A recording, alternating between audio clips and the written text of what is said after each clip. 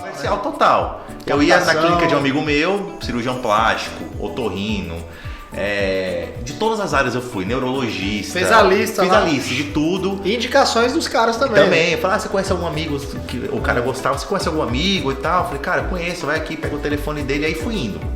Pra vários, né? E aí isso foi a virada de chave. Porque aí começou um mandar um paciente, outro mandar outro paciente. Eles foram gostando do tratamento que era gerado.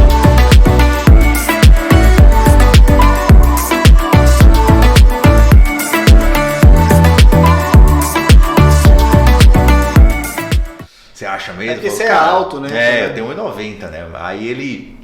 Tipo, cara, vamos começar comigo a dar umas corridinhas, fazer exercíciozinho de leve e tal, cortar algumas coisas de alimentação, nada muito forte. E aí eu fui, cara, eu comecei essa jornada aí e, cara, a melhor coisa da minha vida, esquece. Eu tinha, além da aparência física que me incomodava, né, mas dor de cabeça com frequência, dor nas pernas. Se a cirurgia passava de 2 horas, começava a doer minha perna já. Era um cara muito estressado, né, muito ansioso, e aí vai virando Você efeito olha pro dominó. passado, agora vem como mudou, né? Muito. E aí é muito engraçado porque tem essas recordações do Instagram, né? Que jogam as fotos de 3 anos, 4 anos. Eu vou subir aqui já. Nossa senhora, jogam as fotos antigas. Você fala, nossa, que é isso? Mas é muito bom pra você relembrar a sua história, né? Onde você estava e onde você chegou, né? É interessante. Essa jogada deles de marketing é absurda, né, cara? Esse negócio de lembrança, de memória, é algo que faz ser usado mesmo, né? Magno, você me deu gancho para saber um pouco do Magno, que deve ter muita gente aí que te segue nas suas redes sociais, ou quem não segue, que já ouviu falar sobre o Magno, tá aqui escutando o videocast. Fala um pouquinho da gente aí, da história do Magno aqui em Natal, a sua vontade de fazer esse curso que você tá hoje, muito sucesso lá em São Paulo. Então, consegue dar um pitch aí, meio que resumir um pouco da vida lá atrás do Magno aqui em Natal, quem era, onde você estudou, seus amigos, né? Que são conexões que a gente tem. Sem dúvida. Tanto você é um deles, né, Albert? A gente se conheceu lá acho que você tinha acabado de chegar aqui em São Paulo. De Goiânia, né? Chegou de Goiânia aqui para Natal. E...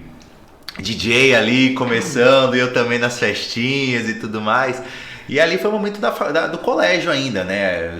Eu terminei meu pré-vestibular no Marista aqui de Natal. Você era do Marista. Marista, terminei no Marista.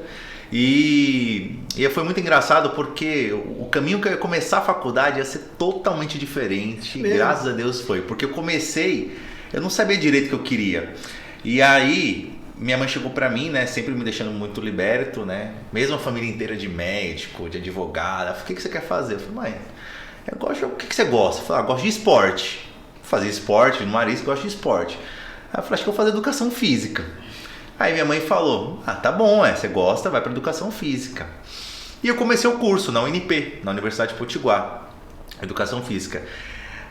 E eu comecei a faculdade com 16 anos, eu era um ano adiantado no colégio, então eu comecei com 16 anos. Quando eu estava no meu terceiro mês de educação física, pagando ali as matérias básicas, me deu um start assim, eu falei, cara, será que é isso mesmo que eu quero? Às vezes a gente é muito novo para decidir o que a gente quer ali com 16, 17 anos, o que a gente vai fazer pro resto da nossa vida, né? É verdade. E aí, eu conversando com a minha vizinha de porta, olha como são loucas as coisas da vida, né? De Deus. Era uma paquera sua? Cara, não era, virou amiga, já tinha sido já, mas virou amiga depois. Aí minha vizinha de porta, e ela tinha começado o curso de odontologia, né? Então ela tinha começado no mesmo período que eu, e eu perguntei, e aí, o que você tá achando do curso? Eu tô um pouco assim com o meu. Aí ela me colocou o curso lá em cima pra mim, né? Falou, Magno, é maravilhoso, é ótimo, a galera é demais e tudo mais. E eu pensei lá na parte da frente, eu pensei que eu poderia me monetizar melhor, né, sendo um dentista. E passei a pensar nessa possibilidade da troca do curso. E na UNP era muito bom porque o primeiro semestre da área da saúde é tudo muito igual para todas as matérias. Educação física, biologia, nutrição, farmácia, fisioterapia. Então, eu fiz uma conversão de cursos para o segundo semestre, ficou faltando pagar umas 2, 3 matérias, que eu fui pagando no decorrer da minha graduação, e mudei para odontologia. né? Só que o que aconteceu? Eu fui muito infeliz no início na odontologia, porque eu comecei a pagar as matérias básicas de odontologia, como aprender a fazer restauração, que é dentística, fazer canal, que é endodontia, e eu não estava me encontrando muito, eu estava meio que pisando em ovos, e eu tinha muita preocupação em relação a esse tempo. Pô, eu sou jovem, eu não posso perder tempo, eu não posso parar agora e começar um curso do zero, eu preciso aprender a gostar de alguma coisa, e eu não estava conseguindo. Então terminei o segundo semestre, entrei para o terceiro semestre, aí eu me dei um deadline, eu falei, se até o meu quarto semestre eu não achar nada que eu goste dentro desse curso, eu paro e vejo o que eu faço depois. Você abandona. Vai para outra área. Isso. E aí eu tinha paguei... outra área já? Você estava ali de olho? Nada. Não, é aquela frase do Arnold Schwarzenegger, né? Não existe plano B nem plano C, só formas diferentes de fazer o plano A. Boa. E aí eu paguei a bendita matéria de cirurgia na faculdade e me encantei, cara. Foi amor à primeira vista.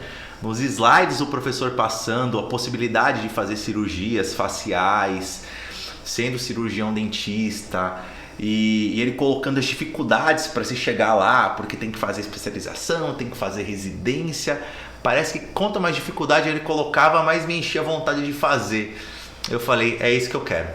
É pra isso. Não, foi incrível. Você tava com uma interrogação. Uma interrogação total, gigante. Podia ser até que você saísse do curso antes. Podia. Se aquela matéria não entrasse naquele momento, poderia mudar completamente o rumo.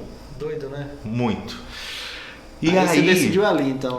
Foi ali, no meu segundo ano da faculdade. E aí, e é muito engraçado porque todos os alunos desse curso, quando pagam matéria de cirurgia, todo mundo quer ser cirurgião, porque é uma área meio diferente. Então, todo mundo quer ser.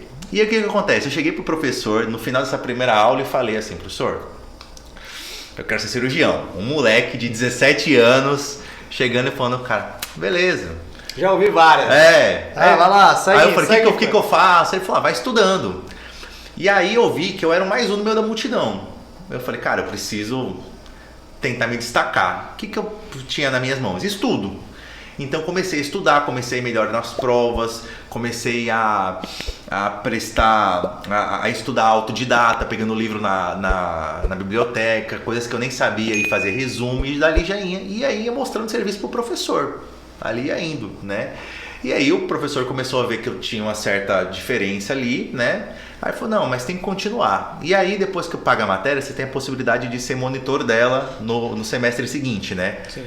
E aí eu fui bolsista dessa matéria, passei em primeiro lugar. E aí foi primeiro? indo. Não, você foi em primeiro lugar, então. Na disciplina de monitoria, sim. Caraca, né? Foi demais, cara. E aí foi muito bom porque aí acendeu outra luzinha desse professor. Você sentia que estava preparado ali para passar em primeiro? Não sei, acho que a gente não sente essas coisas, não. Você só se prepara, né, para isso. Pode continuar. Então, você falou o primeiro lugar como se fosse uma coisa fichinha ali. E aí foi interessante porque eu comecei, aquilo foi me alimentando essa voracidade de querer mais, de mostrar mais, de ver se eu conseguia mais para me destacar do resto, né? E aí foi indo. Então eu fiz monitoria de patologia, tudo que era ligado à cirurgia eu fui fazendo e fui passando. E aí fui agregando essas matérias para mim, né? E aí esse professor na época, né, que inclusive é Alberto, ele se chama Alberto também, né? Ele começou a ver que eu podia talvez me destacar um pouco melhor, né? E a gente começou a fazer trabalhos então para congresso. Então comecei a fazer trabalho para apresentar em congresso aqui mesmo no Rio Grande do Norte, aqui no interior, mas começar a engrandecer meu currículo, né? Ele falou que eu precisava também, ele falou, Magno, você precisa enriquecer mais seu currículo, faz um curso de inglês aí. Comecei curso de inglês todo dia à noite, de segunda a sábado, fiz o curso avançado no Senac, comecei no Starter, né? Comecei do zero. Comecei a fazer, porque eu tinha feito inglês em colégio só, né? Aquele inglês básico, mas curso mesmo nunca tinha feito, né? Então comecei do zero, 2 anos e meio, todo dia estudando e indo e tudo mais. Era um propósito mesmo, né? Era um propósito. E aí foi muito interessante, porque quando chegou no final, assim, da minha faculdade, eu, assim, nas outras matérias da área de odontologia, eu era um fiasco. Só estudava para passar mesmo, assim, porque tinha que completar o currículo, né? Mas nas matérias que eu gostava, eu arrepiava. E aí, quando chegou no final no meu último ano da faculdade, eu estava decidido a prestar residência, né?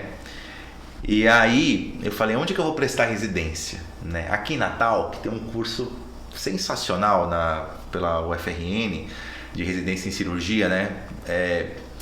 E aí eu falei assim, puta, mas eu queria algo maior. Eu queria ir para São Paulo. Eu tinha um sonho de ir para São Paulo, sabe? De tentar vencer lá. Teve uma época que Você estava querendo mesmo se testar, né? Queria. É um desafio, buscando mais desafios, né, Magno? Não ficar por aqui. Não ficar por aqui. E aí, aqui era a sua zona de conforto. Era minha zona de conforto. E aí tinha uma frase que me motivou muito a seguir. Tinha duas coisas que me motivou muito. Primeiro foi um término de namoro. E conheci a minha ex-namorada. Foi um término de namoro. Se falar o nome aqui, eu corto e coloco no nome em cima, na headline. Porque... Ficou vermelho.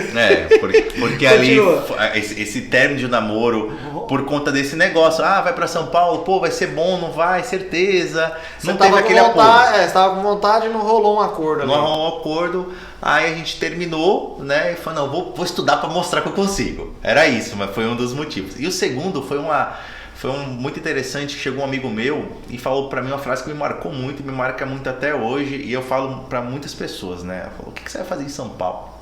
São Paulo é terra de cachorro grande. E eu falei assim, e por que eu não posso ser um cachorro grande? O cachorro grande não nasce, ele é construído. E aquela resposta foi meio que de imediato pra ele, coisa que veio assim da alma, sabe? Sim. Aí eu falei, não, eu tô meio que predestinado a fazer isso, né? Eu mesmo acredito, eu não acredito em destino, eu acredito em predestino, em predestinação. O que é isso? As coisas não vão chegar. Para mim, a frase mais errada que tem é falando, não, as coisas que são suas vão dar um jeito de chegar até em você de alguma forma. Não vão. Se você ficar sentado com a bunda parada, não vai chegar. Assistindo o BBB. Não vai chegar. Você tem que fazer por onde? Então aquilo tá predestinado para ser seu? Beleza, eu acredito. O universo vai conspirar a seu favor se você correr atrás daquilo. Verdade. Entendeu? Então eu acredito muito nisso. E daí eu comecei bunda a estudar. Bunda na cadeira, né? Bunda na cadeira e correr atrás, né? Correr atrás. Aí eu comecei então a estudar bastante e fui prestar minhas provas de residência então em São Paulo, né? No final do ano de 2012, isso. Antes de terminar a faculdade eu já tinha prestado as provas, por causa que o edital permitia isso, né? E aí prestei na Santa Casa, prestei na USP e prestei na Cruz Vermelha, né? E aí os resultados, eles saíram todos na mesma semana que era a minha colação de grau aqui em São Paulo. Aqui em Natal, desculpa, aqui em Natal. E aí saiu o resultado primeiro da Santa Casa, não passei. Aí eu falei, caramba. Aí saiu o resultado da USP, também não passei. E aí a mais difícil era a Cruz Vermelha, porque as outras abriam 2, 3 vagas por ano. A Cruz Vermelha abriu uma vaga por ano só. Mas era onde eu mais queria passar. Só que eu falei, não passei nas outras duas, que tinha mais chance, não tem condições. Essa não vai. Quando eu saí da Cruz Vermelha, saiu o resultado de aprovado. Caramba. Falei, você tá louco, eu me arrepio até hoje quando eu conto. Foi algo absurdo, grande, né? Foi algo absurdo, foi uma emoção assim. Eu me lembro que eu tava na sala, minha mãe me acordou pra entrar no site. Eu tava dormindo, inclusive, porque no dia anterior tinha sido a aula da saudade, que a gente toma todas, né? E naquele dia ia ser o culto. No dia que saiu o resultado, foi o culto. Na minha, e no outro dia ia ser colação de grau. E aí, minha mãe me acordou, filho, vai ver o site lá para ver se passou. Eu entrei no site do Hospital da Cruz Vermelha, né? Aí tinha um linkzinho, a lista de aprovados. Baixei o PDF, aí tava lá, Magno, primeiro lugar. Eu falei, não acreditei. Eu fechei. Atualizei a página, falei, não é possível, é um sonho. Pode ser um bug aqui. Foi um erro aqui e tal, atualizei a página e abri de novo, baixei um novo PDF, 2 PDFs, e aí tinha lá de novo. Aí eu falei, nossa, não tô acreditando. Nossa, foi uma gritaria em casa, absurdo, né? Foi algo... Isso é um troféu, né? Foi algo assim, foi um marco absurdo na minha vida. Foi algo que eu vi que tudo que eu tinha feito, que eu tinha construído ali, que eu validou. Foi tido como sucesso, né? Deu certo. Cheguei, materializou, deu certo. Aquilo ali foi materializado naquele momento que você viu. Naquele momento, exatamente. Caraca, massa. Mal sabia que toda essa trajetória foi a parte fácil. Foi só o início. Foi o início, foi a parte fácil. A parte fácil foi ter passado na residência, em comparação ao que se teve depois. A estrada. Né? A estrada, né? E aí eu me mudei para São Paulo, eu tive 3 semanas para deixar tudo aqui organizado, me mudar para São Paulo, que eu ia começar a residência no dia 1º de fevereiro de 2013. Foi quando eu comecei minha residência. E aí foram os anos mais loucos, pesados, puxados, valiosos da minha vida. Foi algo que não tem como se descrever. É só quem tá lá dentro que sabe qual que é. Parece uma base militar, né, dentro de uma área da saúde, né? Realmente tudo isso que falavam pra mim era pior ainda, né? Caraca. A exigência era muita relação exigência. mesmo, muita exigência, muito comprometimento. Teve algum momento, eu sei que bom, seu propósito. De Você ralou desistir? nisso. Vários. É mesmo. Vários. Mesmo com aquilo ali, você falou, pô, é isso que eu queria. Vários, Goiano. Vários. No primeiro distância ano da principalmente, família, né? no primeiro ano principalmente. No primeiro ano eu fraquejei muito, assim, nesse sentido. Porque primeiro eu tinha 22 anos de idade, né? Muito novo, né? Realmente você foi 22 muito anos de idade. Aí eu tinha saído de uma vida muito confortável aqui em Natal, né? Minha família sempre aqui, meus amigos todos aqui próximos. Fui para São Paulo, não conhecia ninguém. Não tinha um parente, não tinha um amigo, não tinha ninguém. Entrei num lugar que você é muito massacrado, né? Quando eu falo massacrado, é no sentido de exigirem muito de você, né? E quando te exige muito intelectualmente, fisicamente, te exige muito emocionalmente também. Lógico, total. E aí, várias até vezes... por você vindo do Nordeste, tem essa questão, o cara Cara, do sul do pra Nordeste. mim não atrapalhou tanto, porque o meu sotaque não era tão carregado. Ah, sim. Porque você não é... isso, eu nasci em Mato Grosso do Sul, mas morei minha vida inteira em Natal, né? Eu tinha um sotaque, mas aquele sotaque carregado nordestino, aquele sotaque bonito, eu não tinha, né? Então isso de fato não atrapalhou, né? Mas naquela época, isso eu tô falando há 9 anos, né? Ainda se existia essas brincadeiras que tinham, né, de sotaque ali, mas assim, quem Mas era realmente capaz, era leve, nada pesado. Tá. Pelo menos no meu meio de convivência ali não tinha. Tanto que o residente que passou depois de mim, que eu fui pro meu segundo ano, o residente que entrou depois de mim, era do Piauí, de Teresina, sotaque carregadíssimo. Aí era carregado. Mas era um crânio, inteligentaço, Diga aí. era um monstro, que hoje trabalha comigo, inclusive, Samuel. Trouxe para trabalhar para minha equipe, né? Nós somos uma equipe justamente por conta disso. Mas é nordestino a gema. Então, assim, lá não teve muito isso, né? não teve Da muito. Pelo menos no meu meio, não. E aí, várias vezes eu pensei em desistir por conta disso, né? Ah, minha família é longe, meus amigos, aí o que eu tô fazendo? É isso mesmo, descontando na comida. E aí, quando eu passei pro meu segundo ano, né? É mais ou menos assim, toda vez que você passa de ano para residência, é como se você ficasse com a carga a menos. Sim. Né? Como se você ficasse com a carga a menos. Então você fica responsável pelo residente que entrou agora, mas as responsabilidades pesadas braçais ficam por ele. E aí você estabelece outras coisas. Então comecei a me animar mais ali no meu segundo ano. E aí, chegando no meu terceiro ano mais animado ainda, no quarto ano mais animado ainda, só que claro, com essas obrigações que se tinham, né? Porque cada ano que passava tirava certas obrigações suas, mas se colocavam novas, né? Só que essas novas eram obrigações mais gostosas, entendeu? É a mesma coisa se você às vezes tem algo para ser estudado, né? Tem aquela matéria que você gosta e que você não gosta. Ambas são obrigações. A que você não gosta, você vai fazer com muito menos prazer. A que você gosta, você vai devorar aquilo ali. Era mais ou menos o que eu sentia, né? E foram 4 anos de residência. Geralmente a minha especialidade, né, a bucomaxilo, são 3 anos, mas a minha foram 4 porque eu fui convidado para ficar mais um ano na residência para aprimorar mais técnicas de alta complexidade na cirurgia. E eu fiquei. Então foram 4 anos de residência, terminei início de 2017 e ali meio que foi mais um capítulo de vida que eu encerrei, né? Falei assim, caraca, sou formado em cirurgia. Consegui. Então ali foi um deadline importante para mim, foi um divisor de águas importante, porque eu vi que todos aqueles 9 anos de estudo que eu tive, desde o início da faculdade até o término da residência, se concretizou naquilo, de novo, se materializou naquele momento, né? Que eu recebi o diploma, foi todo um processo, foi toda uma trajetória. E aí começou então a parte de ganhar dinheiro. Ganhava já, né? Não ganhava porque assim, na residência a gente era bolsista, né? Então a gente recebia uma bolsa de estudos, né? Muito básica. É básica, né? Era para se manter mesmo ali, nada de luxo. E o custo de vida em São Paulo é alto, né? Altíssimo. E aí agora você chegou na hora certa, que quantos anos ali para realmente ser um profissional Exato. Aí eu falei assim, eu preciso agora primeiro pensar, eu volto para Natal ou fico em São Paulo, né? E eu recebi diversos convites aqui de ex-professores meus, né? Eu não gosto de aceitar o termo ex-professor, que eu acho que uma vez professor, sempre professor. Então, de professores meus, cirurgiões excelentes aqui em Natal que me chamaram para voltar. Fiquei balançado na época, mas surgiu uma oportunidade boa de eu começar a trabalhar com outro cirurgião lá em São Paulo. Legal. Ele me convidou, existe muito isso na nossa matriz lá, né? De você terminar a residência, você ainda está muito cru para aquele meio de cirurgia, porque enquanto residente, você tem responsabilidades? Tem, mas o carimbo que vai ali, né, é do seu professor. Uma vez que você termina a residência, é o seu carimbo que vai. Sim. Então, são suas responsabilidades em cima daquilo, complicações, sucessos, tudo está em você. E você sai um pouco assustado ainda para aquele meio, né? Poxa, minha responsabilidade agora é isso? Caramba. Vou tocar só mesmo. Vou tocar só mesmo? Não, tudo bem. Então é muito comum. Você estava com quantos anos já? Eu tinha 26. Não, tem tempo já, né? Tinha 26 anos, tem 4 anos isso.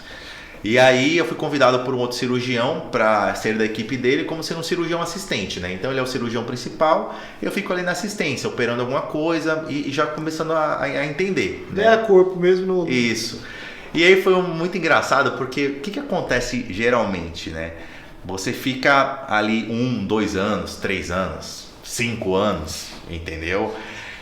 Porque você tem que ter, ou você liga a chavinha para falar, não, já estou bem preparado, posso tocar daqui, ou você se acomoda.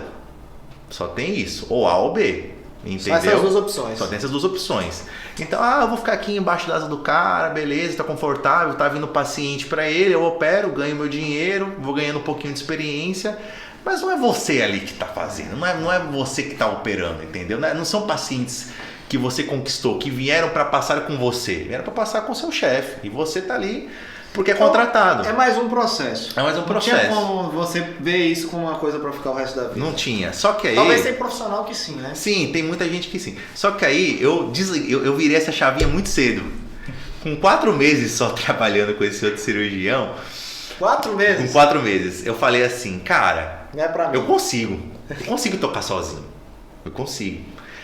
Fui prepotente? Não fui. Eu acho que eu fui meio preparado porque minha residência foi tão boa, me senti confiante, foi isso. Minha residência me deu tanto encargo assim técnico, científico, eu só precisava de uma base como era o mercado de trabalho. E naqueles 4 meses eu consegui. Foi seu tempo. Foi, porque ali eu não era besta também. Eu ia, conversava com a secretária dele, via o que ele fazia de trâmite ali, né, de conversas com pacientes, via o traquejo dele quando eu conversava com o paciente, né, ia para os hospitais, via como era a parte de administração dos hospitais, então sempre estava com o radar atento, eu não estava passivo ali, eu estava ativo na situação. Com 4 meses eu falei, eu consigo tocar isso aqui, sozinho, consigo. E aí eu não diria que foi um erro, né, mas foi algo, foi interessante. Talvez você hoje ficasse um pouco mais. Vou falar, não faria diferente não do que eu fiz, né? Não, porque deu muito certo, agora, né, agora. Porque aí o que acontece? É coragem, né? Que você olha pra trás e fala, caramba, tive coragem, peito pra ser desligado do convite, né? Sim, foi isso. Um cara bacana. Não, tanto que quando eu fui chegar pra esse cirurgião, que era bem importante lá em São Paulo, eu falei que eu ia desquitar dele, ele não entendeu nada. Ele falou, como assim? Eu falei, cara, acho que já deu a hora. O que já deu a hora? Só 4 meses aqui. O meu último cara ficou comigo 3 anos. Estagiário, assim? Aí eu falei, cara, eu acho que consigo, vou tocar aqui. Agradeci muito a ele, levei um uísque, eu acho que de presente pra ele, algo do tipo um uísque, um vinho, né? E aí foi, né? Aí o que aconteceu? Eu precisava do meu lugar para trabalhar, né? Eu não tinha condições e nem tinha volume para montar minha clínica na época, né? Você estava fazendo sua carteira? Tava fazendo. Então eu falei, o que eu vou fazer? Eu preciso entrar com uma sala, eu preciso de uma sala para atender, né? E eu comecei a procurar algumas salas de dentistas para fazer, né? Só que aí foi um outro ponto que foi legal. Eu mudei um pouco a metodologia de atendimento em geral da odontologia na parte da cirurgia. Eu falei assim, as pessoas elas tinham muito receio de fazer uma cirurgia grande passando em um consultório odontológico, porque o consultório odontológico traz alguns traumas né, de infância. Então a pessoa não se sente muito confortável. Aquele cheiro de consultório odontológico é tudo muito típico, né? Eu queria fugir um pouco dessa linha. Sim. Aí eu falei, cara, se eu posso optar só pela área de cirurgia hospitalar, eu posso atender numa maca normal, posso atender numa clínica médica normal. Eu não preciso de um aparato odontológico. Eu preciso de uma clínica normal para atender o paciente, atender o pós-operatório, né? E tocar cirurgias no hospital. Então eu falei, por exemplo, aí eu fiz um trâmite. Cirurgião plástico precisa de tudo isso? Não, precisa da maca, os equipamentos dele, acabou. Aí eu falei, eu vou trabalhar nessa mesma linha. E fui procurar então um lugar para ficar. E tem outros que fazem isso ou foi uma coisa... Cara, eu que eu saiba, fui pelo menos a minha ideia, eu não tirei isso de inspiração de ninguém. Simplesmente foi. Não sei se outras pessoas têm isso hoje. Mas dos amigos que eu conheço que são próximos, eu ainda sou o único doido aí nesse quesito. Mas tá... Não, foi maravilhoso. Bastante porque e aí eu comecei a minha clínica, eu juntei uns amigos, conheci uns amigos que já eram donos de uma clínica lá em São Paulo, no bairro de Moema. Sim. Que é a NUPEM, né, Núcleo Paulista de Especialidades Médicas. Eu vejo, não fui lá ainda, mas eu vejo no Instagram. Que era uma clínica só médica, só tinha médico trabalhando, né? E eu fui lá, né, falei, olha, eu sou dentista, né, sou especializado em cirurgia bucomaxilo, eu preciso de uma sala para trabalhar. Falei, não precisa de cadeira do dentista? Era sempre isso. Não precisa, isso aqui eu já tenho o suficiente. Acho que pode ser. Era tudo muito novo, né? Eu falei, acho que pode ser. Foi meio que inusitado pro pessoal também. Para eles também. E aí comecei a trabalhar lá, né? E por que eu falo qual que foi o meu erro, né? Eu achei que eu sentando na cadeira, né? Pegando meu receituário, mandei fazer receituário, mandei fazer cartão, tudo. Gastei meu dinheiro todo ali. Foto bacana. Foto tá, legal. Cheguei, sentei na cadeira. 3 meses sem atender um paciente, Alberto. 3 meses sem ver ninguém. E agora? Fala assim, agora. Fala, gente do céu, o que eu tô fazendo? Será que era isso mesmo? Nossa, agora, cara. E aí vinha o desespero. Eu perdi aquela oportunidade. Exato. Falei, será que é isso mesmo? Devia ter feito Magno? isso. Foi. 3 meses sem atender ninguém. Porque você achou que se posicionando ali... Eu ia chegar. Ia chegar, né? Foi puro erro meu. Foi puro erro, foi inocência minha, entendeu? Eu achei que ia ser assim. Porque eu via as pessoas, os outros consultórios assim, só que eu não conhecia a história de início dos caras, que foi a mesma coisa. É uma excelente sacada pra galera que tá escutando, não só nessa sua área, mas qualquer outra área, né? Sim. Acho que serve como você foi empreender ali sozinho, né? Foi basicamente. E aí que eu quero saber a virada de chave aí. E aí o que foi? Aí beleza. Aí, depois de 3 meses, surgiu o primeiro paciente. 6? Depois de 3. 3. Primeiro paciente encaminhado de um amigo meu, cirurgião plástico. Ele falou, Magno, um paciente quer fazer uma cirurgia ortognática com você, que é uma cirurgia que muda o rosto. Falei super bem de você, porque esse cirurgião plástico tinha feito residência no mesmo hospital que o meu. Então a referência que ele tinha de bucomaxilo era minha. Então ele me encaminhou. Fui, atendi o paciente, operei ele, falei assim, nossa, agora eu vou estourar. Comecei. Dei start. Acertei. Mas 2 meses sem atender ninguém. Eu atendi em 5 meses. Rapaz, essa história é ótima, Magno. Eu atendi em 5 meses um paciente. E é legal que hoje você com sucesso, você olhar pra trás e contando isso, você tá rindo aí. Então, na época eu ri de desespero. Eu imagino você lá com você mesmo. Meu Deus, e agora? Eu ligo, vou voltar pra aquele outro. Vou voltar pra aquele carro, vou voltar pra casa, vou pra Natal. Entendeu? Foi mais ou menos isso. Aí o que eu percebi? 5 meses. Aí eu falei assim, não tá vindo gente. Realmente não tá. Não é assim. Eu demorei 5 meses pra entender. Não funciona assim. Eu acho que não tá dando certo. Eu acho que não tá dando certo. Essa clínica é legal, a foto é boa no Instagram e tal. Aí eu pensei, como é que veio o meu primeiro paciente? Indicação. Perfeito. Então eu preciso ter outras fontes de indicação. O que eu preciso fazer então? Eu preciso então mostrar para vários amigos que eu tinha, porque eu fui conquistando amizades da área médica, da área odontológica no decorrer desse tempo, que eu tô aqui, que eu tô trabalhando, que eu faço um trabalho bem feito. E aí eu montei como se fosse uma apresentação em PDF minha, entendeu? Das cirurgias que eu faço, cirurgia ortognática aqui, cirurgia de ATM aqui. Seu portfólio, pô. O portfólio, montei um portfólio. Que é diferente do posicionamento numa rede social, né? Sim, é uma coisa mais realmente focada ali pros caras. Para eles, para eles entenderem que existe essa possibilidade. Porque muito na área da saúde existe o que a gente chama de insucesso de tratamento por diagnóstico incompleto. Então tem muitas alterações que, por a gente não ter o conhecimento de outras áreas, a gente subtrata. Por falta de conhecer mesmo, entendeu? Porque não dá pra gente saber tudo, sabe? Então eu fui mostrar para eles o que eu poderia agregar nos pacientes deles com os meus tratamentos. E fui para vários. Nossa, o que eu mais fiz no meu primeiro ano, depois desse tempo, foi indo em reunião. Eu nem achava que eu tinha mais consultório, eu só ia em reunião.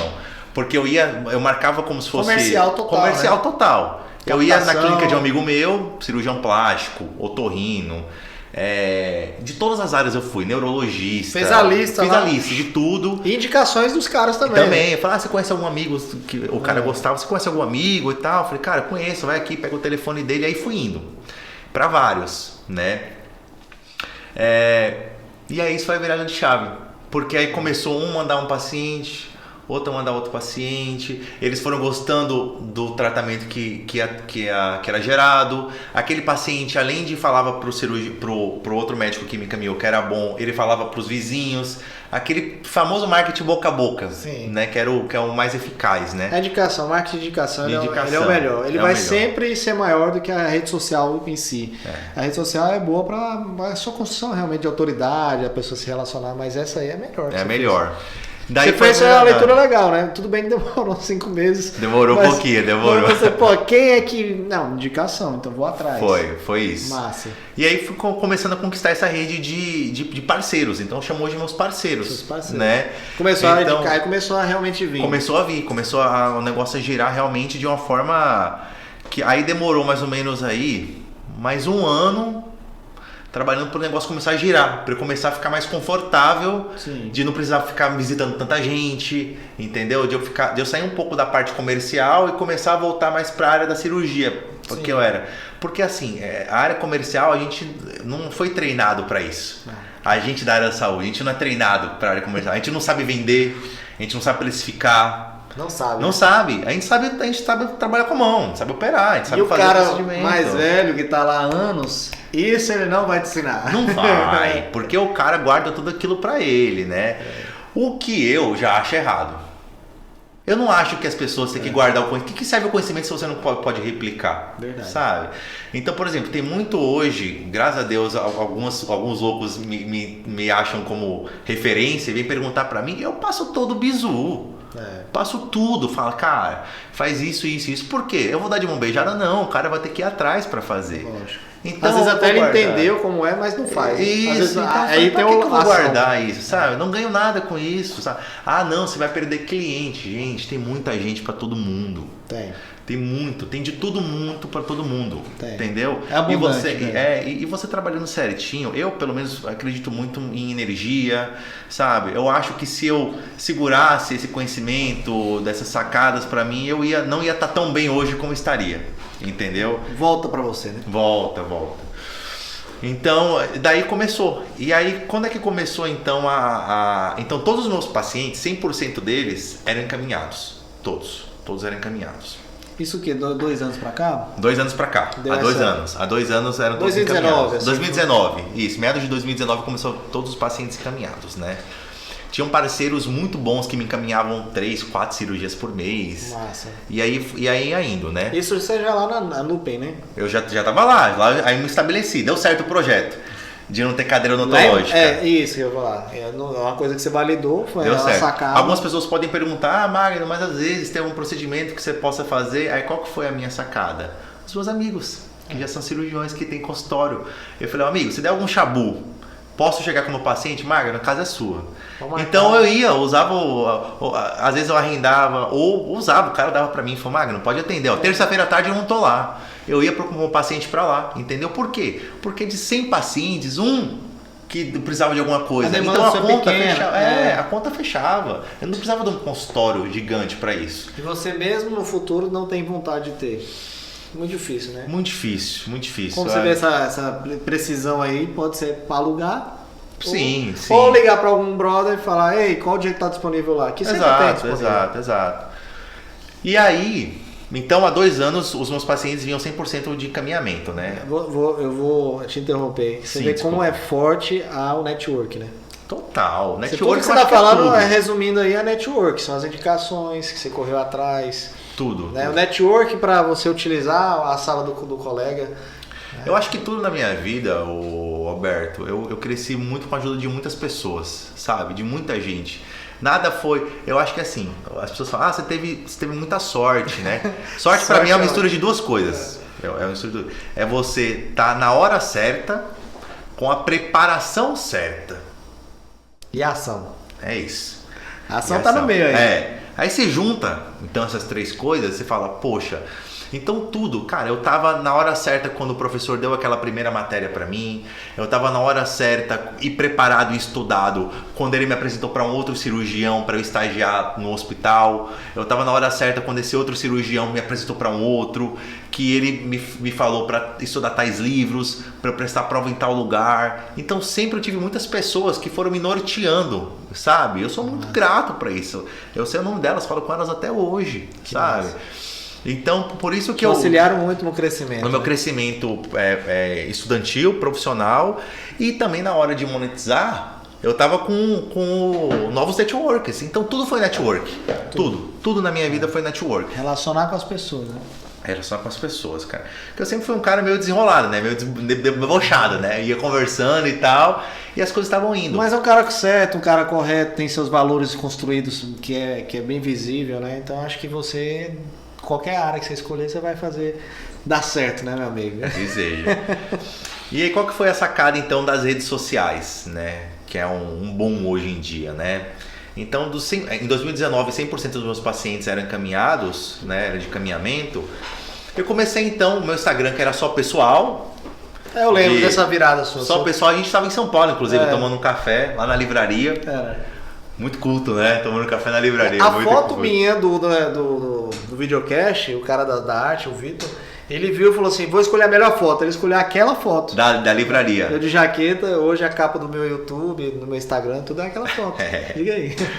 Eu lembro de conversar com você sobre rede social. Foi sobre justamente isso. E aí, foi falado na época, Magno, você quer fazer um Instagram profissional? Conversei com algumas pessoas...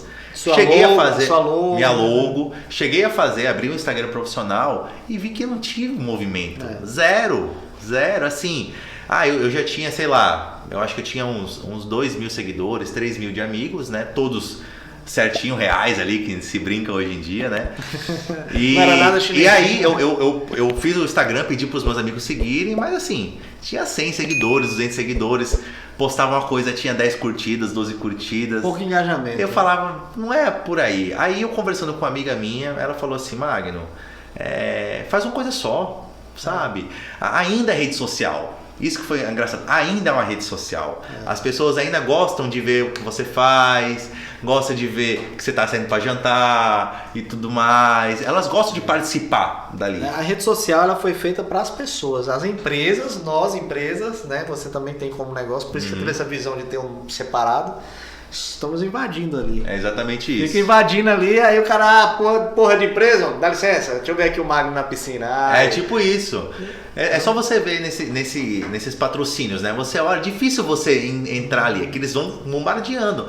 Mas você olha, quero ver uma foto aqui. Legal, é justamente isso, né? Deixa eu ver aqui o Magno, algum momento de lazer. E aí vai indo. Aí o que eu comecei a fazer? A cada tantas fotos que eu postava em determinado X, eu jogava um post ali informativo. Informativo, às vezes você está trabalhando, uma coisa mais indireta, mostrando que você é um profissional dessa área. Isso.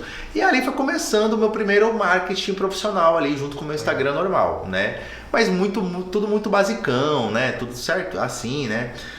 E aí começou devagarzinho a vir um paciente ou outro do Instagram, que uma amiga conhecia... É aquilo que eu falei, tá no momento certo, ali na hora certa. Então, às vezes, a pessoa tá com a dor de cabeça, vê um post, dor de cabeça. Fala, que é isso? Vai lá, clica, fala, será que dá pra passar com o Magno pra ver isso? E aí acabava marcando. Então eu comecei a ver ali, finalzinho de 2019, na minha agenda que minha secretária fazia, né? A gente sempre colocava indicação de quem vinha. Então, indicação Dr. Alberto, indicação Dr. Começou a aparecer indicação Instagram. Opa! Era esse nome. Aí a primeira vez que eu vi aquilo, eu achei estranho. Eu falei, indicação Instagram? Como assim indicação Instagram? Aí, indicação Instagram, né? Aí eu me lembro que no final do dia eu fui falar com a minha secretária, né? Eu falei, que é isso? Não, doutor, o pessoal ligou aqui, falando que viu no Instagram e quis agendar consulta. Eu falei, que interessante, né? Eu falei, tá bom. Beleza. Tá dando alguma coisa ali. Tá dando alguma coisa, né? Final de 2019, beleza, o negócio. E aí começou a melhorar. Entrou 2020, tinha tudo pra dar aquele estouro, começar, pum, pandemia. Foi muito ruim. Eu acho que é a frase de todo mundo aqui, né? Começando a crescer, agora vai, pum, pandemia. Né? Desafio pra todos. Né? Pra tudo. E você teve que ficar fechado? Tivemos, né? Foi um momento de muita incerteza, né? Eu me lembro até hoje dessa data, né? No dia 15 de março, era o início de uma semana, era uma segunda-feira, 15 de março de 2020. Eu tinha naquela semana 5 cirurgias já agendadas, marcadas, cirurgias grandes, né? E aí, no dia 17, decretaram quarentena em São Paulo. Foi primeiro lá, é verdade. Decretaram quarentena em São Paulo, dia 17 de março, né? Eu me lembro que até nesse dia, tem até hoje no Instagram para lembrar, eu fiz um folderzinho, postei no meu Instagram, olha, vamos ficar fechados por 15 dias. Mal sabia. Hoje eu rio, mas ficar por 15 dias, até durante esse mês de março, né? Em abril a gente retoma as atividades, aí foi, né? Não retomou, né? As atividades não foram retomadas, né? Ficamos aí o mês de abril inteiro ainda sem operar, né? Os hospitais não estavam recebendo essas cirurgias eletivas, porque não são cirurgias urgentes as que eu faço, né? São cirurgias marcadas, seguras, então não tinha segurança de o paciente estar lá no hospital, né? Que naquela época se achava ainda que era um ambiente muito contaminado e tudo mais, né? A gente voltou a operar no final de maio, então a gente não ficou muito tempo parado, a gente ficou uns 2 meses parado. 2 meses. E voltamos a operar. Aí eu pensei assim, puxa, agora o meu volume vai abaixar muito, porque ninguém vai querer, o pessoal tá com medo em casa, acho que não vai querer, não vai dar certo. Cara, começou a bombar de um jeito absurdo, que eu não esperava. Por quê? Uma demanda reprimida. Por quê? Uma demanda reprimida. O que acontece? Com as pessoas em casa, as empresas mandando elas ficarem em home work, as pessoas em casa direto, começaram a enxergar mais os seus problemas. Sim. Isso, para mim, foi um ponto positivo, porque as pessoas começaram a ver que aquelas queixas delas, que antes elas se negligenciavam, estavam ali direto, no espelho, nas suas dores, elas estavam mais atentas a isso. Falei, caraca, eu preciso procurar uma ajuda. Foram obrigados mesmo, né? Foram obrigados. Parar a vida e pensar. E pensar aquilo, preciso procurar uma ajuda. E aí, juntou com que as nossas cirurgias, que a recuperação ali nos primeiros dias é um pouco mais morosa, né? O paciente está em casa, ele não vai encontrar com outras pessoas, ele não vai trabalhar. Ele vai para o hospital, opera, no outro dia tem alta, vai para casa. Trabalha de casa, tá ali, mesmo com o rosto inchado, tá ali. Então começou... Aí o pessoal até se antecipar, né? Antecipar, alavancou muito essa parte de pacientes nessa época de pandemia, lá no primeiro semestre, metade do primeiro semestre do ano passado. E foi crescendo muito, a gente não esperava isso. Não estou falando só para mim, estou falando em geral. Toda a nossa especialidade cresceu muito nessa época. As pessoas começaram a se enxergar melhor os seus defeitos, né? E vindo que tem correções para isso. E com o profissional que estava bem posicionado. Sim. Né? E aí se você vem aí começa a se posicionar, só ali, não iria talvez estar correto. Mas eu tive uma outra virada de chave nesse momento. Foi? Eu era um cara que eu achava que tinha que passar uma imagem muito séria por ser cirurgião. Sim. Então, não, sempre tem que estar falando muito sério, sempre tem que estar com um tom forte e tal. Só que eu não sou assim. Você ficava com esse dilema, né? Dilema, né? Eu até brinco. Eu era um personagem atendendo outras pessoas. Porque como eu era um cara novo, eu tinha que mostrar, é um moleque. Né? Cria uma autoridade mesmo. É um moleque, tem 27, 28 anos, 29 anos. É um moleque. Eu precisava pelo menos passar uma confiança intelectual. Sim. Então eu tentava falar um pouco mais rebuscado, falar com um tom um pouco mais forte, para a pessoa pelo menos ganhar segurança naquele quesito, né? Então eu achava que tava dando certo, eu achava, né? Porque tava vindo um paciente, tinha uma demandazinha que era muito melhor do que era anteriormente, né? E no conversa com uma amiga minha dentista, a Mona, lá de São Paulo, a gente brincando no consultório dela, né? E ela, assim, já é uma dentista super consagrada, tem não sei quantos mil seguidores, consultório bombando, né? Ela trabalha com a parte de reabilitação. Ela e a Dani, que é ortodontista lá. Acho que eu vi, foi lá que você fez uma entrevista no Instagram? Ou não? Não, ainda não. Eu vou fazer recente com ela, mas ainda não. Aí, deveria ela falou montar, assim, você já faz, montar um... né? Vou dar uma dica eu dei uma inventada aí também nesse quesito. Mas aí desculpa interromper, continua aí. Não, aí... Você conversando com ela? Tô conversando com ela, ela falou assim, Magno, posso te falar? Você é mó brincalhão, cara, aqui, sabe? É divertido. Por que você não é assim nas redes sociais? Boa. Aí eu falei assim, não, cara, você tá louco, vai assustar o pessoal. Se eu mostrar quem eu sou, vai assustar todo mundo. Pô, Magno brincalhão aqui... Não, o pessoal quer seriedade. E é uma virada de chave, porque você não tem vai e volta, né? Não tem. Essa é uma virada... É única, É divergência total, né? Seriedade e brincadeira é totalmente diferente. Entendeu errado, agora eu vou voltar pra cá. Não tem. Não era isso não. Não era isso não. E eu falei assim, cara, será? Eu falei, não, Mona... Não, o pessoal vai se assustar. Eu falei, Magno, as pessoas querem ver isso. As pessoas gostam de você, seus amigos gostam de você por conta disso. Então, se você conseguir unir esse seu lado cômico, gente boa, divertido, sabe? Você consegue atrair muito mais gente, porque as pessoas vão se identificar mais com você. E aí, você só não pode perder a parte profissional. Você não pode perder a sua forma de trabalhar, a forma de você passar conteúdo, mas tenta ser mais despojado. Aí eu falei assim, cara, será? Meados do ano passado. Eu falei, vou começar a soltar umas piadinhas aqui no Instagram. Mas você já postava algumas viagens suas mais assim, mais resenha assim, de amigos isso, e tal. mas nada de assim... Eu não com receio, né? Aí eu falei assim, cara, eu vou dar uma olhada nos meus posts anteriores, né?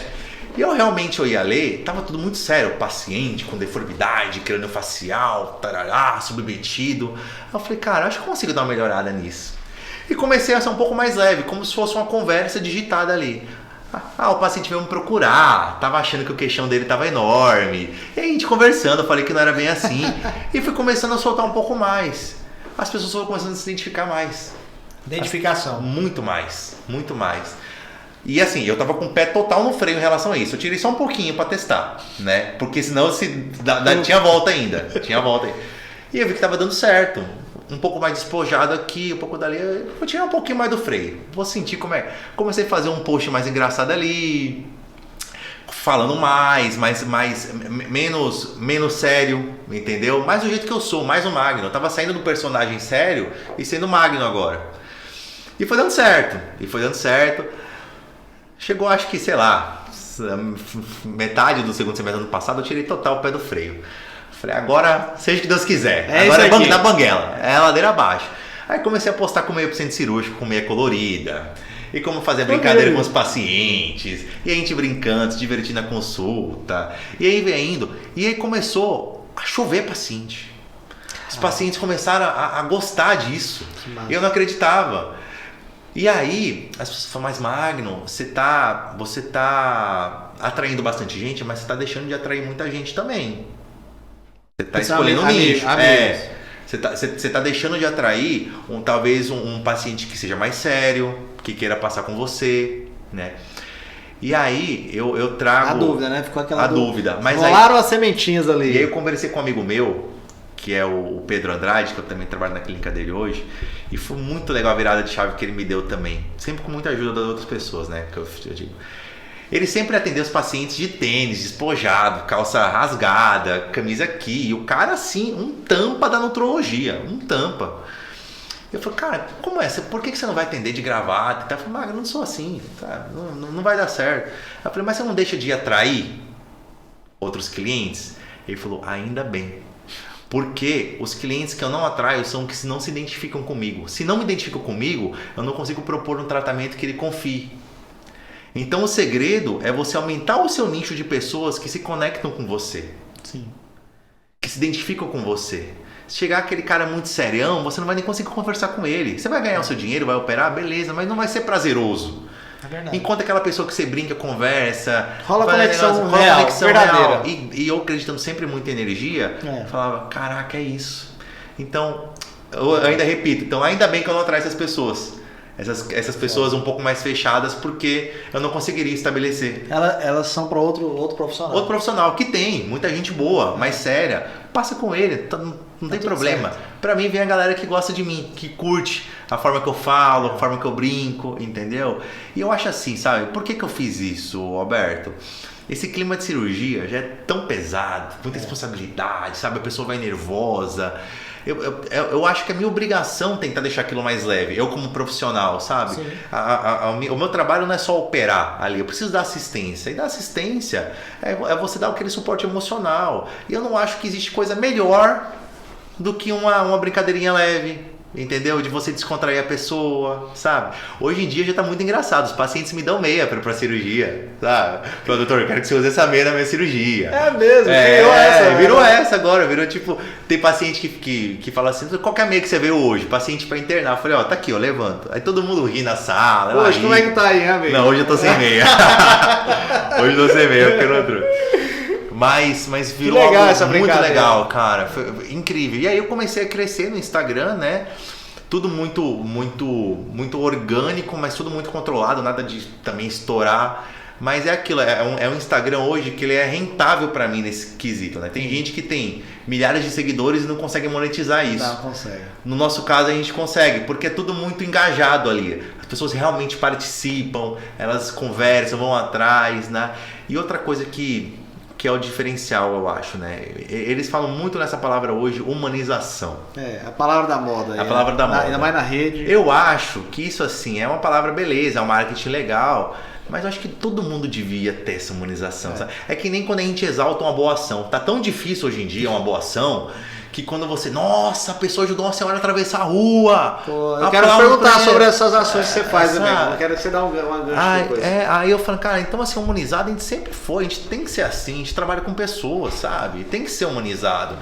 Então, se falar, Magno, você é um profissional humanizado, eu falei, cara, eu sou uma pessoa normal, como você, que tá te ajudando, sabe? Você tá sendo humilde o suficiente para vir buscar uma ajuda e eu grato o suficiente por estar prestando a você, entendeu? Como é que a gente não pode se conectar, sabe? E existia muito esse negócio na área da saúde, né? O profissional tá aqui em cima e o paciente aqui embaixo. Para tudo que ele falar ser lei. Eu falo, não, eu preciso estar aqui. Junto com ele. Preciso estar junto. Porque estando junto eu consigo entender suas queixas, eu consigo quantificar o quanto é que eu posso melhorar ele, tirar alguns mitos da cabeça dele e conseguir ter o resultado que ele quer, sabe? Então foi algo muito prazeroso para mim. Hoje em dia eu trabalho com o que eu amo, gosto de fazer isso demais, né? Tanto que agora que Natal eu tô em férias, né? Mas tem sempre uma cabecinha minha lá pensando e direto falando com os meus pacientes. Todos os meus pacientes têm meu celular, todos me mandam mensagem, conversam. Ah, você perde liberdade, então escolhe outra profissão, meu amigo. Desculpa, escolhe outra profissão. Se você trabalha com pessoas, você tem que estar com as pessoas junto, entendeu? É isso. A não ser que você vai trabalhar com... Está disponível, né? Tem que estar disponível, é isso. Tem como você, vou atender meu cliente aqui nesse momento e não tô fora. No outro momento... Desculpa, esse trabalho não é pra você. Não é. Você falou sobre a questão de ação e eu sei que você é engajado na ação massa lá, né? Ah, cara, sim. Como é? Seja você o milagre, né? Seja o milagre. Seja o milagre. Seja o milagre, Conta, cara. É a minha menina dos olhos de ouro. Nosso bate-papo né, geralmente são 40, 50 minutos, já estamos em 1 hora, mas eu quero que você fale um pouco sobre essa ação, ainda mais que eu vibro toda vez que eu vejo que você posta. E é difícil porque eu também já liderei projetos, eu lembro demais. Aquele das flores, né? Eu lembro que você... Projeto Florindo, né? A gente passou aí quase 4 anos levando flores, né? De evento, de casamento, 15 anos. Eu e Gabi íamos às 4, 5 horas da manhã buscar as flores, trazia para a Oca, refazia novos arranjos no domingo, ia para o Juvino Barreto, as instituições aqui da região. É demais, eu lembro disso. E é uma doação. E até eu, quando vou postar, às vezes quer postar muito para inspirar outras pessoas. Você tem que ter o timing de postar até essa situação. E eu sei que você tenta postar pouco para às vezes não passar uma imagem que está utilizando a ação social. Mas eu acredito que seja também nessa vibe de inspirar outras pessoas, entrarem no movimento. Fala um pouquinho pra gente, depois eu marco aqui no vídeo, pro pessoal ficar sabendo. Tem só em São Paulo, tem em outros lugares? Fala um pouquinho sobre isso aí. Legal. Cara, o Seja um Milagre foi um projeto que começou em 2017, né? Foi o ano que eu terminei minha residência, né? E aí foi muito engraçado, porque tava eu, 2 amigos, a gente saía todo final de semana, né? Pra ir pra um barzinho, pra alguma coisa. E a gente começou a... Em São Paulo tem muito morador de rua, né? Tem muita gente com necessidade financeira, alimentar, tudo, né? Quer dizer, saiu de uma balada, né? Engraçado isso. Saindo da balada, voltando pra casa. Acho que você sai várias ideias da balada, mas ser social, vou te falar, essa é a primeira vez que eu vejo. Né, é mais uma coisa inusitada na sua vida. Massa. E aí tava eu, Gabriel, Daniel, né? Aí a gente pensou nisso. Aí eu falei, com quem a gente vai falar que conhece isso? A gente não conhecia. Eu fui falar com a Vivi, né? Que hoje é a coordenadora do projeto, né? Aí a Vivi falou assim, Magno, por que você não vem conhecer então aqui? Eu tenho um grupo de amigos, uns 6, 5 amigos aqui, que a gente uma vez por semana, a gente sai, prepara uns lanches, prepara umas roupas, separa as doações e vai até as ruas. Sim. E vai tentar encontrar famílias que estão ali querendo melhorar, né? Para tentar entender por que elas estão ali, se a gente pode doar elas de alguma forma, não só com assistencialismo, não só doar por doar, mas tentar entender que está ali. Eu falei, cara, é uma boa ideia, vamos fazer isso, beleza. Lembro demais, toda quarta-feira de noite, a gente começava a se reunir 8h30 da noite, no meio da semana. Aí a gente preparava Todd lá no estúdio de tatuagem de um amigo meu, do Dudu. Caraca. Nos fundos do estúdio de tatuagem dele. A gente se reunia lá. Vamos fazer lá. Vamos fazer aqui, vamos todo mundo pra cá. Todão, suco no garrafão, fazia os pão com mortadela lá. Juntava as doações que a gente ia pedindo para amigos no decorrer da semana. Né? Vou fazer uma ação social esse final de semana, quem puder doar coisa, levava lá pra casa, a gente ia retirando e assim indo, né? E a gente saía umas 10 da noite, 11 da noite. Por que tão tarde? Porque as famílias em situação de rua, elas começam a se acomodar a esse horário. Então se a gente fosse mais cedo, a gente não ia conseguir encontrar elas. Elas estão por aí pedindo, algo do tipo, né? Quais são os bairros lá que vocês... A gente ia muito no centro de São Paulo, né? Centro mesmo, o centro de São Paulo perto da Cracolândia também? Não muito, mas a gente fazia trabalho da Cracolândia também. A gente chegou a fazer. Alguém da polícia e tal? Não. Vindo na raça, assim, sem medo. Cara, eu vou te falar, a gente entrou em cada coisa e era respeitadíssimo. Top, a gente entrou em prédio invadido, em prédio ocupado. Já veio uma pessoa no meio dessa ação, uma dessas ações que a gente estava na rua, veio uma mulher, chegou pra gente, né, e falou assim, sabia que tinha um médico na nossa equipe, que era a Jenny. Aí falou, tem um médico aí, tem uma pessoa passando mal, quer dizer, tem uma pessoa com necessidade aqui, ali no... Aí eu falei, aonde? Naquele prédio, era um prédio ocupado, no centro de São Paulo. Aí a gente falou, caramba, e aí? Vamos, não vamos? Aí eu falei, e aí? Eu falei, deixa eu ir primeiro. Eu acho que éramos 7 amigos e 2 meninas. Aí eu falei, as meninas ficam aqui, vai eu e um amigo primeiro pra saber se é realmente isso. Deixamos o celular tudo lá, correndo. O mínimo de segurança. Eu vou te falar, a gente entrou assustadaço, os caras olhando pra gente assim. Não tinha ninguém armado aparente, mas todo mundo meio que encarando assim. E aí veio essa mulher falando, não, eles vieram pra ajudar. E aí o pessoal foi deixando. A gente pegou, tinha até elevador no prédio, com assessorista. Tinha assessorista dentro do elevador. Aquele elevador antigão, que roda a manivela, tal, aperta. Nossa, a gente foi até o segundo... década de 70. Isso, foi até o segundo andar, lembro demais. E a gente tinha a mulher lá, a Jane, precisando realmente, estava quase para falecer, assim, cheio de escaras. Aí falou, a gente tem uma médica, eu vou trazer ela aqui para olhar. Aí eu fui, desci, falei, Jenny, vamos lá olhar ela, né? A gente foi, subiu, olhou.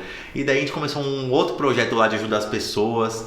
Então o Seja um Milagre começou a partir disso, da gente se dispor a ser um milagre na vida de alguém. E não esperar isso vindo, entendeu? De outras pessoas e tudo mais. E a gente conseguiu tirar bastante gente, dar emprego para muitas pessoas. Porque o que acontecia? Chegava, a pessoa, o que você sabe fazer? Sabe lavar um carro? Sei lavar carro. No outro dia, a gente começava no Instagram. Galera, alguém conhece um lava-jato que possa ajudar uma pessoa a lavar o carro e tudo mais, tarará, tarará. Aí respondi, tem. Aí a gente voltava lá na pessoa, porque não tinha telefone, né? Falou, aparece tal endereço, esse tal horário, pra você ir pra lá, porque a gente conseguiu um emprego pra você. E assim a gente ia indo, entendeu? E sobre caridade, cara, as pessoas falam muito assim, não, eu não vou fazer, porque eu não vou conseguir mudar o mundo todo. Cara, então é uma frase que eu costumo falar assim, né? Se você ajudar uma pessoa, uma por dia. Uma pessoa na sua vida inteira, uma pessoa, se você ajudar uma pessoa, você vai mudar o mundo dela. Ela vai ter mais dignidade, vai conseguir ganhar um dinheirinho, ela vai conseguir às vezes colocar a filha dela no colégio, vai conseguir deixar a mãe em casa que tá doente porque não pode trabalhar de empregada doméstica. Fica até arrepiado quando conta essas coisas, cara. Então você consegue mudar o mundo daquela pessoa. Não precisa mudar o mundo inteiro, mas precisa mudar o mundo daquela pessoa. Ajuda uma pessoa, sabe? Ninguém é tão ocupado que não possa dispor um pouco de tempo. Querer mudar o mundo não vai mudar. Mas se você mudar uma, né? Uma pessoa, você muda o mundo dela. É isso. E aí começou o Seja um Milagre, cara. O Seja um Milagre começou nos fundos desse estúdio de tatuagem de um amigo nosso, Dudu. Foi crescendo. Outras pessoas foram ajudando, entrando e tudo mais. Quando foi ver, cara, hoje a gente tem uma sede. O Seja um Milagre tem uma sede ali no bairro da Saúde, né? As pessoas que estavam com a gente no início ainda, algumas pessoas viajaram, outras pessoas estão meio sem tempo para trabalhar, mas sempre estão ali, né, engajando. A gente de vez em quando faz uns projetos, então, por exemplo, agora recente, a gente fez um treino beneficente com o pessoal do Mahamudra. Legal. Então fez uma live, arrecadou não sei quantos R$1.000. E a gente faz uma rifa, às vezes alguém vai doar um relógio, faz uma rifa, e assim vai indo, sabe? E vai vindo pessoas também em outros momentos. E sabe o que é momentos profissionais, às vezes você tá mais podendo doar mais tempo, às vezes doar menos tempo, e vem outras pessoas que no momento pode, né? Perfeito. E sabe o que só é interessante, só para finalizar, você trabalhando com isso, você conhece tanta gente boa, tanta gente de coração bom. Você fala o melhor assim, lugar, né, pra estar você fala legal, né? Mas você fala assim, no sentido, eu tô entendendo. Sabe? Coração emocional, mesmo. Coração. Fala assim, cara, o mundo é muito bom, sabe? Não é essa loucura que postam aí, desgraça e tudo jornais, mais. Né? Cara, cada um tem o seu mundo. O meu mundo é um mundo maravilhoso. É um mundo que eu consigo ajudar as pessoas, elas ficam felizes, consigo ajudar com trabalho, com doação. O meu mundo é maravilhoso. As pessoas podem ter um mundo desse. Pode. Entendeu? A pessoa pode construir esse mundo. Não precisa você entrar no mundo de alguém. Você constrói seu mundo. Exatamente. Não ficar com aquela graminha do vizinho. Você constrói o seu. Constrói seu próprio gramado, né? É isso aí, gente. Que bate-papo massa com meu amigo Magno Liberato. Doutor Magno Liberato. Eu nem gosto disso, mas tudo bem. Eu vou chamar ele mais vezes quando eu souber que ele estiver aqui em Natal, pra gente bater mais papo, falar mais sobre a profissão, sobre os desafios. O cara tem muito conteúdo, viu? Obrigado, viu, meu amigo? Quando eu soube que você tava por aqui, puxei, você aceitou o convite e foi do caramba, viu? Seu cara. Imagina, amigo. Foi um prazer. Eu que agradeço o convite. Eu sou muito feliz com toda a sua trajetória aqui na cidade, né? Todos os percalços que você enfrentou e as conquistas. Então, o mínimo que eu podia fazer é estar aqui agora e apoiar você em todos os projetos que você tiver pela frente, sem dúvida nenhuma. Valeu, Magno. Cara, show! Ó, tem outras entrevistas massa aqui. Tem que sempre pedir aqui para inscrever, curtir ou dar dislike, né? Que se não gostar da conversa aqui é um negócio democrático. Pode também comentar, os haters.